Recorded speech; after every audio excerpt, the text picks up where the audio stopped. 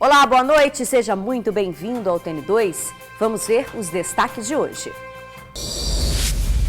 Motorista bêbado que atropelou e matou aposentado em um acidente é liberado da cadeia. Ele pagou uma fiança de R$5 mil.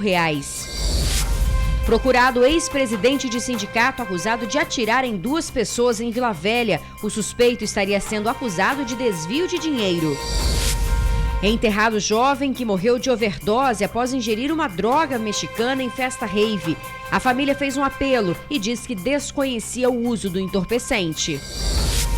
E os preparativos para a Copa do Mundo Sub-17? Hoje à tarde teve treino da Holanda. A competição começa no final de semana e deve movimentar R$23 milhões aqui no estado.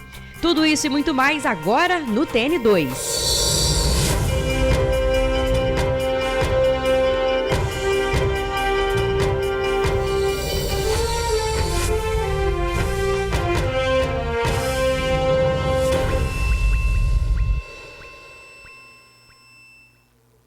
O motorista que foi preso bêbado após atropelar e matar um aposentado há menos de um mês em Vila Velha já está em liberdade. A justiça havia determinado que a fiança seria de R$50 mil, mas o valor pago foi 10 vezes menor. Lucas Schneider foi solto na noite de segunda-feira após pagar a fiança de R$5 mil. A princípio, a justiça tinha estabelecido um valor de R$50 mil para liberá-lo. A redução de R$45 mil veio após a defesa de Lucas alegar que ele não possuía condições financeiras para arcar com a quantia. Juntamos no processo comprovantes dos ganhos do Lucas, e a impossibilidade dele pagar. Ele recebe por volta de R$2.500 e R$50 mil é bem fora dos limites do que ele ganha. Diante disso, a juíza entendeu por bem diminuir esse valor para R$5 mil, achando que é razoável esse valor. Lucas é acusado de matar o aposentado Luiz Cláudio Ferreira, de 62 anos, ao dirigir alcoolizado. As imagens mostram ele saindo de um motel com mais 4 pessoas no veículo. O condutor ainda fez um retorno na contramão e seguiu por mais 1 quilômetro até provocar o acidente. A moto que Luiz Cláudio pilotava foi arrastada pelo asfalto. A irmã dele questiona a redução no valor da fiança. Eu ainda achei que ele fosse ficar mais tempo, Não tem nem um mês que isso aconteceu. E por R$5 mil ele sai. E está aí, solto. Quer dizer, não tem justiça. Nosso país não tem uma justiça, não tem uma lei. Ou então vamos acabar com a fiança. Não tem um mês isso e o cara já está aí solto. Deve estar lá, Daqui a pouco ele pega o carrinho, vai para a praia, tomar uma cervejinha e aí, mais uma vítima. O acidente aconteceu no dia 29 de setembro em Jardim Guaranhuns, Vila Velha.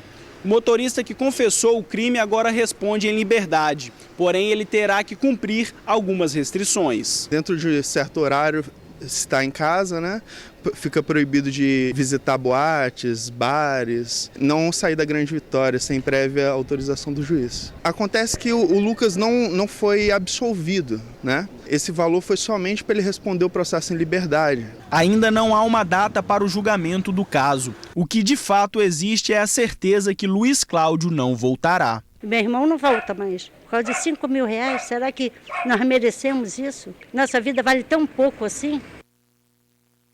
Complicado, Olha, ainda não há previsão de quando será o julgamento do condutor. Foi enterrado hoje à tarde o jovem que morreu de overdose após ingerir uma droga mexicana durante uma festa rave. A família diz que não sabia que ele fazia uso de entorpecente. O primo fez um desabafo. Com rosas brancas e aplausos, amigos e familiares de Felipe Siqueira Crolin, de 24 anos, deram o último adeus ao jovem. Felipe foi enterrado no cemitério Parque da Paz, em Cariacica, na tarde desta terça-feira. O velório do jovem, que aconteceu durante a manhã na quadra de uma igreja católica no bairro Cruzeiro do Sul, também foi marcado por tristeza e comoção. Emocionado, o primo de Felipe relembrou que os últimos 9 dias foram de angústia para toda a família. A família está muito triste, minha tia está muito abalada. Ela se culpa muito, mas ele ficou com a gente até os 18 anos, sempre todo mundo junto. Então, assim, foi um momento que ficou de maior, ele escolheu. Mas, assim, é um menino que não tem o que falar Nunca ninguém pensava que ele usava, nunca. Ainda de acordo com o primo, Felipe, que estudava engenharia mecânica, estava feliz porque iria se formar em breve e já havia conseguido um emprego no Porto de Vitória. Está na área dele também, então ele estava bem feliz, que é difícil entrar hoje na área que você está fazendo faculdade, está estudando, é difícil você conseguir entrar, então ele conseguiu estar trabalhando, era uma experiência a mais. Mas infelizmente não deu para ele concluir, né? Felipe morreu após uma parada cardíaca na tarde desta segunda-feira. Ele ficou 9 dias internado depois de ingerir uma droga conhecida como mescalina durante uma festa rave em Guarapari no último dia 12. Outros 2 jovens que estavam na mesma festa foram internados após o consumo da droga, mas já receberam alta. Um deles chegou a prestar depoimento e, segundo a polícia, ele teria comprado 3 comprimidos da droga pela internet no valor de R$ 140. Somente depois do resultado da perícia será possível determinar de fato qual tipo de substância ingerida pelos jovens e se houve mistura com outras drogas. A polícia também informou por meio de nota que um suspeito de ter vendido a droga já foi identificado, mas ele ainda não foi detido. Eu peço que as mães e os pais que têm seus filhos que acompanhem, vê alguma coisa mudando no seu filho, algum negócio, acompanha, porque hoje é do dia para a noite. A gente perdeu um menino que a gente nem sabia que fazia nada. Eu perdi um irmãozão e minha tia sempre fez tudo para todo mundo. Ela não merecia isso não, cara. Muito triste mesmo, né? Olha, e por falar na destruição provocada pelas drogas, um passageiro foi preso no aeroporto de Vitória transportando cocaína diluída. A droga estava em frascos de enxaguante bucal, shampoo, sucos e remédios. O entorpecente foi encontrado na bagagem de um italiano de 55 anos. Ele mora na República Dominicana e chegou ao Brasil na semana passada. Foi preso enquanto estava no aeroporto de Vitória. O homem, que seguia para Portugal, foi conduzido à sede da Polícia Federal em Vila Velha. O suspeito pode pegar de 5 a 15 anos de cadeia por tráfico internacional de drogas. Bom, a gente faz um rápido intervalo. Na volta, você vai ver que um sindicalista está sendo procurado por tentar matar 2 colegas em Vila Velha. Agora, imagens ao vivo do trânsito na Reta da Penha. A gente volta rapidinho. Um homem que se passava por dentista foi preso em Vila Velha. Silvio da Silva Lopes foi flagrado por policiais civis enquanto atendia um paciente numa clínica clandestina em Barra Mares. Segundo a polícia, a fachada da clínica era de prótese, mas o suspeito realizava também canais, extração de dente, obturação, entre outros serviços. Silvio não possui diploma e exercia ilegalmente a função há 20 anos. No local foram encontrados materiais de uso odontológico, agendas e equipamentos em más condições. O suspeito confessou o crime e foi autuado por estelionato e exercício ilegal da medicina. Agora, olha só essa imagem que vai aparecer aqui no LED. O registro foi feito por uma vítima de uma tentativa de homicídio. A foto tirada no momento exato em que o suspeito, que é um sindicalista, estava atirando. O acusado está sendo procurado pela polícia. O homem que aponta a arma é José Pancini, de 47 anos. Ele é suspeito de, nesta ocasião, atirar diversas vezes contra 2 homens em São Torquato, Vila Velha. A foto do suspeito com a arma em punho foi registrada por uma das vítimas. As vítimas, elas na verdade estavam realizando alguns levantamentos para juntar nas denúncias que eles estavam fazendo junto ao Ministério Público. Durante uma dessas situações, eles se depararam com a pessoa do José Pancini, que de imediato sacou uma arma de fogo e começou a iniciar disparos contra eles. As denúncias apresentadas pelas vítimas ao Ministério Público estariam relacionadas a desvios de dinheiro ocorridos durante a gestão de José Pancini no Sindicarnes até março deste ano. No dia do crime, no último mês de junho, os 2 homens estariam em busca de materiais que seriam anexados a estas denúncias. E eles acabaram vistos por Pancini no momento em que passavam pela praça de São Torquato, em Vila Velha. Nenhuma das pessoas foi atingida e se dirigiram diretamente até a DHPP. De qualquer forma, até os fatos que foram denunciados, eles ainda estão em apuração, então acredito que tenha ocorrido algo de extremo, né, nessa relação. Buscas foram feitas, mas José Pancini segue foragido. Contra ele há um mandado de prisão preventiva pelos crimes de dupla tentativa de homicídio. Pedimos até o auxílio da população para, caso possua alguma informação sobre o paradeiro ou a localização do José Pancini, que forneçam a Polícia Civil, entre em contato através do 181, para que possamos efetuar essa captura. Foto forte, né? Olha, ainda falando sobre violência no sul do estado, 15 pessoas foram feitas reféns durante um assalto numa agência dos Correios. 3 bandidos armados invadiram a agência que fica em Mimoso do Sul. Os criminosos levaram encomendas, dinheiro do cofre e relógios dos funcionários. O gerente da agência, inclusive, chegou a passar mal e precisou ser socorrido. Os bandidos fugiram pelos fundos, mas um deles acabou preso na BR-101. O caso já está sendo investigado pela Polícia Federal. E violência também nas estradas. Mais de 500 pessoas perderam a vida em acidentes de trânsito no estado este ano. Para tentar reduzir o número de mortes, servidores do Detran passaram por um curso de capacitação. Esta galera vestida de branco recebeu treinamento e vai trabalhar no trânsito do estado. Eles são funcionários do Detran, voluntários, foram treinados e, a partir de hoje, estão aptos a desempenharem outras funções dentro e fora da instituição. Nós colocamos à disposição 21 agentes de trânsito do Detran, vamos reforçar essas operações do Força pela Vida, que são as ações integradas. Os números mostram que de junho para cá, as mortes começaram a diminuir em relação ao ano passado, então o caminho está certo da fiscalização e nós vamos intensificar nesse fim de ano. A Flávia é assistente de trânsito no Detran. E ao saber do curso, não pensou 2 vezes para se voluntariar.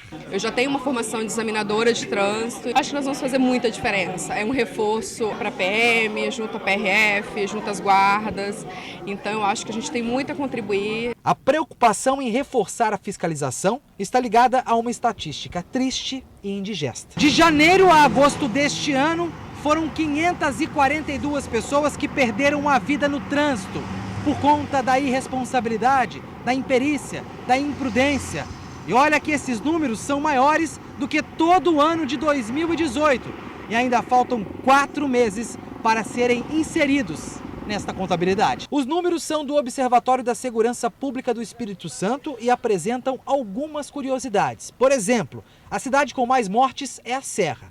Quase 70% morreram em rodovias federais. 87% das vítimas são homens. 49% das mortes são de motociclistas. A maioria dos acidentes com vítimas fatais acontece no domingo. Os horários mais críticos, das 6 da noite até a meia-noite. Este raio-x serve para o Detran estruturar e melhor adequar a estrutura de fiscalizações. Os agentes de trânsito do Detran, eles não vão atuar como a gente vê o agente de trânsito da Guarda Municipal no cotidiano, ali na rua, né, observando o trânsito. Eles vão ser escalados em grandes operações, nas operações integradas como um reforço. E vão atuar sempre com o batalhão de trânsito ou a Polícia Militar. Por mais que o Detran trabalhe, a Flávia nos lembra que o trânsito não é função apenas de Estado. Eu acho que a vida está muito fragilizada e eu acho que as pessoas têm que voltar a entender a importância da vida. E cada um fazer a sua parte.